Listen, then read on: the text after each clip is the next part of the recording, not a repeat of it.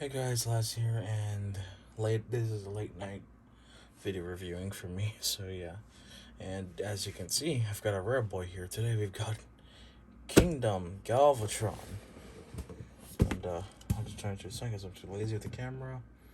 Got the cool artwork on the front. He is a leader class. Turn around to the back. Got all the product, the promotional images and all that.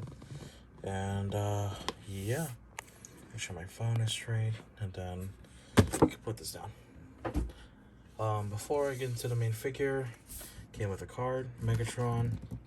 Is this one different? Yep. Okay, it becomes Galvatron. Alright, I'm gonna leave that alone.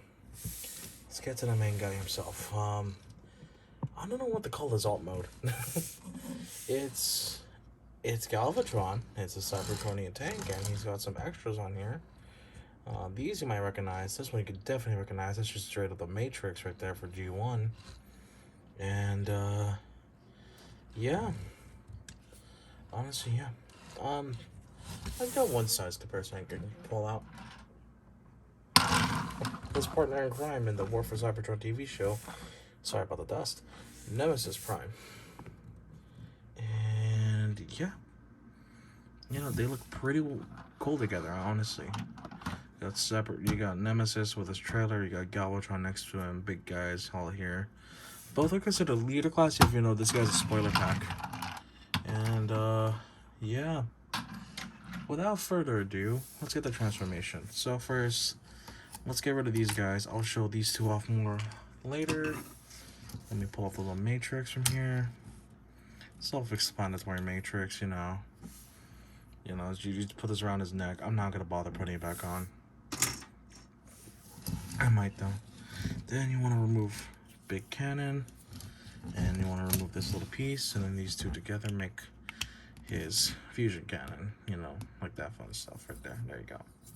Looks like a bat. You know, just hit people with them, whack it. And yeah. So I'm gonna try to wing his transformation a little bit because I'm not entirely sure. You know, 2 a.m. brain. So what we're gonna do here is they're simply held on via friction on those little points, and then let's see here. We're going to tackle the legs. So you just want to split all this apart slowly. Maybe right here as well. You want to put that together, put this together like so. Then you can safely split that apart. You can move these guys further. These little guys are gonna be untapped from here. These end up becoming the waist pieces, and then you're going to lift this whole bit up. There you go. Let's pull these back, and then let's move these legs down like so, like that. Then just turn them, and then you've essentially got the legs all done. You want to pull this little bit here. Right here, they're pretty stiff on my copy, so I kind of have to force them. Now we're here. Now let us open this bad boy. I don't have fingernails, as you can tell. There you go. You do that, and then you want to pull his head back up like so, and then like that. Let's also pull this a little bit over here, pull that away, move the chest up, move the whole body structure up, keep his head in there, like so. Let me see if we can get it fully. Okay, it did get it fully. Clip in the chest right there, and then you wanna, first I wanna move my camera up, then you wanna just plug this little bit into here, like so. And then what you're gonna do here is move this little thing up like that, and then, or here like that. Either way, you're gonna want to plug this little peg into that slot where the cannon went. There you go. Then let's move this forward a considerable amount. There, like that. Move this in. There you go. The box made a package like that. I just keep it up just because it looks a lot cleaner that way. And then we're almost done. Let's take this little bit of the legs right here. I need a flathead. I don't have nails. Let's untap it. There you go. Like that. And then sitting on the other side. Like that. Then you want to fold these over because the way these hinges work. Like so. And then like so. There you go. Legs are now fully completed. Before we work on the arms, let us move the waist pieces down like so, and move them back like that, and then like that. Now, moving on to the shoulders, and there's going to be slots right here in these little armatures, right here and right here, and then they're going to want the peg in there, and then this little bit is going to be hanging off, and you want to peg this into here, like so. Same thing on the other side. Then you want to move these shoulder bits down, like so. Then you want to move the tank treads back, like so, like that. There you go. Let's do the same thing on the other side. Get it to stand though. Okay. And then we want, oh, hang on. This guy did a fucking fully. There you go.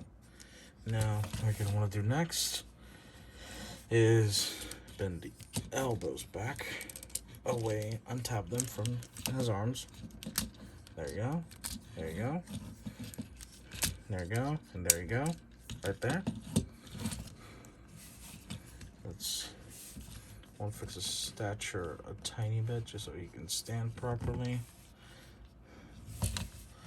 Okay, there you go. Then one more thing, or two more things we're going to do is we're going to take his hands and get them out of there. So, like so. And we need one more thing. Bring this back. Plug it in. You can plug it into either spot. Right here. But it's designed for this peg with a little bit of a squared off part. And then you want to just squeeze that bad boy in like so. So it doesn't come off loose. And there we go. We've got Galvatron himself.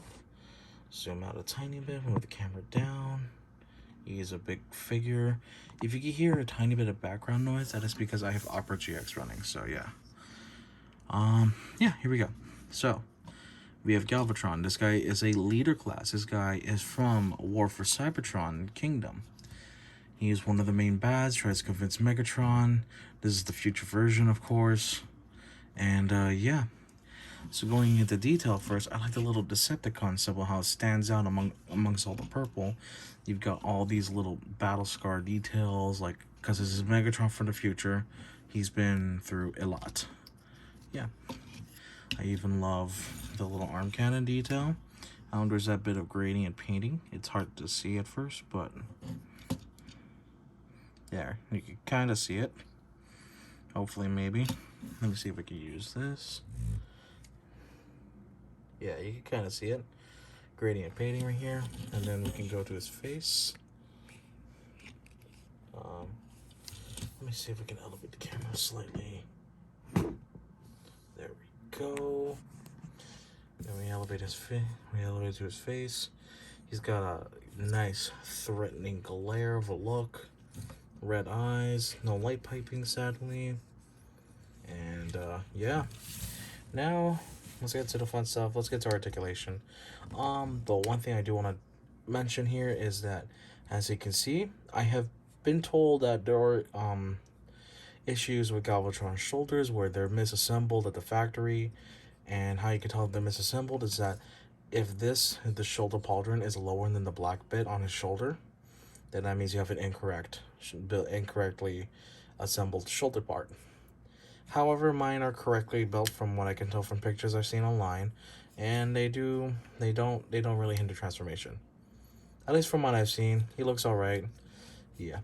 I think due to transformation, he technically does. He has a waist swivel, but it's barely there. Then we're gonna start articulation with that. Barely there, waist swivel.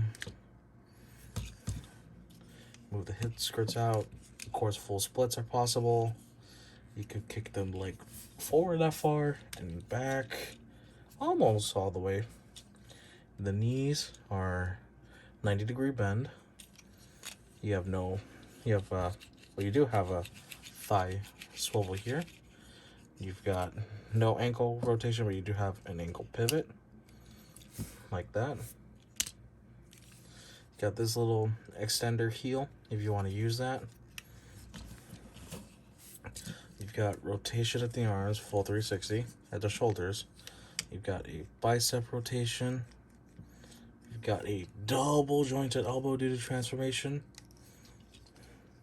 You've even got wrist swivel.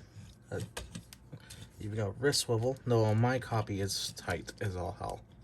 And due to transformation, you can move the wrist in and out slightly. And one more point, I believe. You can, his head is on a ball joint, so you can look down, look up, tilt side to side, someone.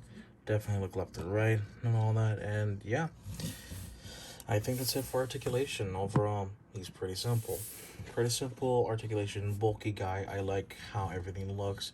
Sure, G1 accuracy is going to be a thing for some, and they're going to complain about the tank treads being on here. And I get that. I absolutely understand that, but personally for me, it does not bother me that much because while this takes hints, this takes pages from G1, this is not trying to be G1. This figure is trying to be somewhat based off of the design for War for Cybertron from the Netflix show. Yeah, honestly, I don't have much else to say about it. I like how he looks bulky and menacing, big guy, like he's supposed to be the leader. He's supposed to be big. He's supposed to be big, grand, and all that. Now, you just heard me mess around with them. I guess, yeah, no, we could talk about the Matrix. This is your typical Matrix. This is supposed to be more for G1. Just slap that around his neck, and there you go. He's got it. And something that's purely for G1. So these little things right here. Now, I think it is if you combine them.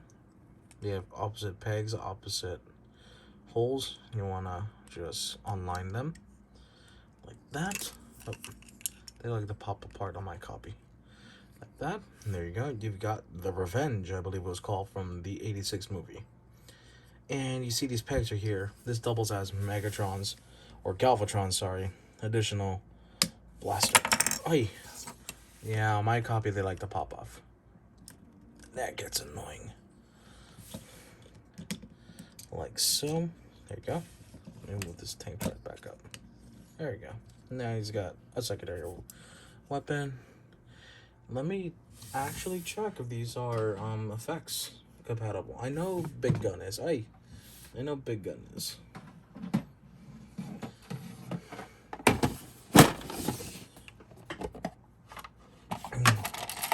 Let me see, because I don't have a complete one.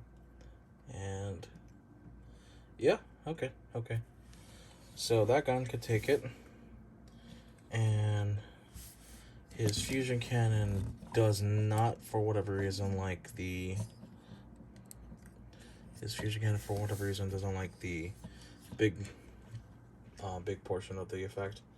Let me just get this right here. Yeah, no, this one, for some reason, just doesn't like it. So what I do is just put the smaller one in.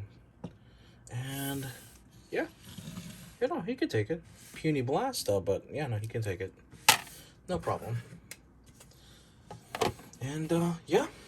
Honestly, that's it for the actual figure itself. Now, let's do some size comparisons. I've done reviews of these figures either recently or a while back. So first, I want to get his buddies that he gets thanks to Unicron. We got Scourge, G1 Scourge. And you've got Cyclonus. Yeah, honestly, they look pretty decent together. I like the look. Because the moment I found out I had these two, or the moment I got these two, I'm like, eventually I'm going to get a Galvatron just to complete the trio, because they look sick together, and the different shades of purples and blues going on. Yeah, Honestly, I am glad I completed this little trio for me. And yeah, let me move these two out of the way because we got one more comparison for robot mode. And his predecessor. I need to throw his predecessor in here, Megatron. Now, yeah, no, I'm not surprised. Galvatron's bigger, it's more bulky and all that. This is supposed to be an upgraded form of Galvatron. Why not get a bit of height and upgrade? So there you go.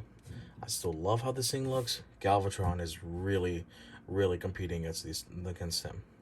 I'm going to display both of them because I have Scourge and Cyclonus. I might as well just display the trio like that at that point. And yeah. Honestly, that's all I got. I want to do one more thing. And for the sake of a thumbnail,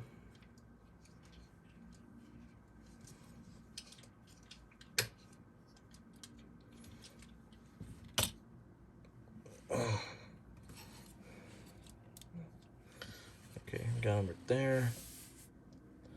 And then because we have a secondary gun on Galvatron, we'll just point that. Wow, he has a big boy blaster on him.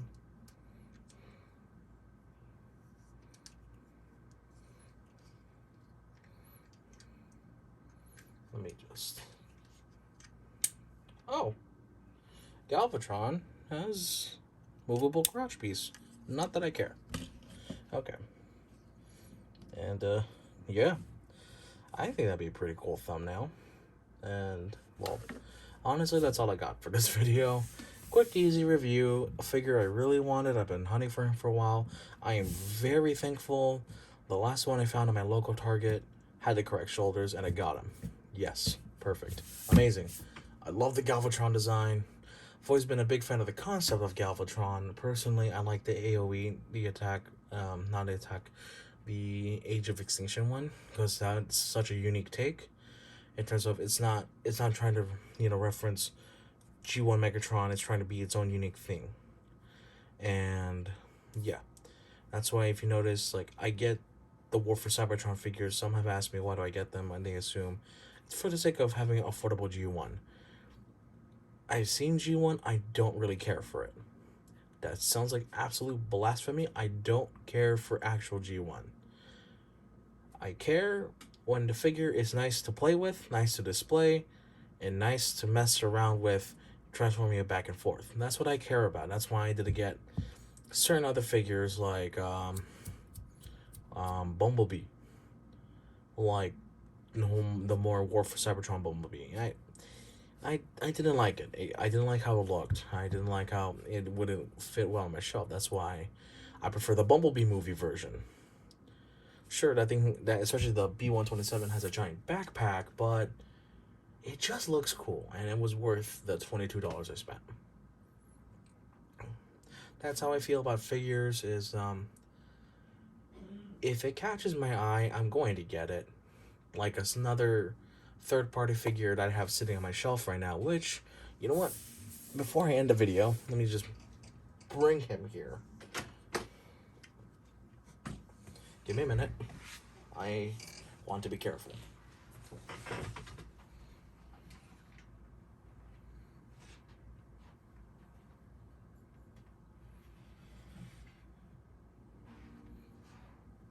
This is also how I currently have this person, or this figure, displayed right now.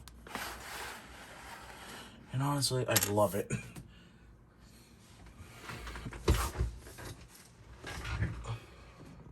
So the next review will be Cyber Factory CF01 Star Storm, aka Cyber Factory's take on Bumblebee movie Cybertronian Starscream. I've waited for this figure for a long time to come out, and now I have it in my hands, and he is absolutely amazing. He's one of my favorite third-party figures out of the ones I have. I've hinted at it many times that I have Toy World Freedom Leader. I'm not going to do a review on him because I'm experiencing an issue with him, an issue that is essentially because of me being stupid, not because of the figure breaking. So if I review him in the future, I'm not going to let my stupidity that caused a breakage on him on my current figure be the reason why it gets a low review. Because that was my fault. I was being dumb. I'm not going to give it a bad review. I love Toy World Freedom Leader to death. I love this figure to death. I love unique toys, or at least in this case, I love BSO1. Is it BSO? I think it's BSO2. I love BSO2 Skybreaker. I love Nice Seat. They're all fantastic figures in my opinion. I love them. They were absolutely worth the money. I'm sad that I broke Freedom Leader, though that was completely my fault and not the figure having QC issues. That was me manhandling it when I shouldn't have. And when I say manhandling, I mean like messing around with, let's say, this figure, for example. I do the same thing in a way where it shouldn't be handled, in a way where it's not proper.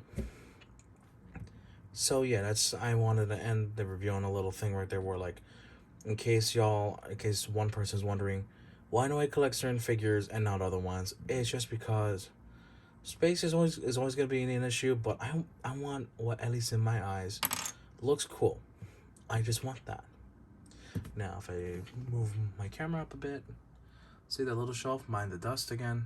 I've been cleaning them every week. But you see those guys, like, yeah, that's how I do things. I'm playability and aesthetics. So far, all the figures I've gotten are fun. They're fun to mess with, even if I screw up the transformation.